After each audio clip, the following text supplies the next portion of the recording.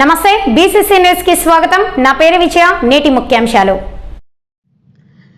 గణతంత్ర దినోత్సవ వేడుకలకు విద్యుత్ కాంతలతో ముస్తాబైన తిరుపతి జిల్లా కలెక్టర్ కార్యాలయం। తిరుపతి గణతంత్ర దినోత్సవ వేడుకలను తిరుపతి జిల్లా కలెక్టరేట్ భవనం ప్రత్యేక ఆకర్షణగా త్రివర్ణ విద్యుత్ కాంతలతో ముస్తాబైంది। ఈ సందర్భంగా భవనం నలువైపులా త్రివర్ణ రంగులు కాంతలతో విరజిల్లుతుంది। ఈ ప్రత్యేక అలంకరణ దేశభక్తిని ప్రతిబింబించేలా త్రివర్ణ పతాక రంగులతో ప్రదర్శింపబడింది।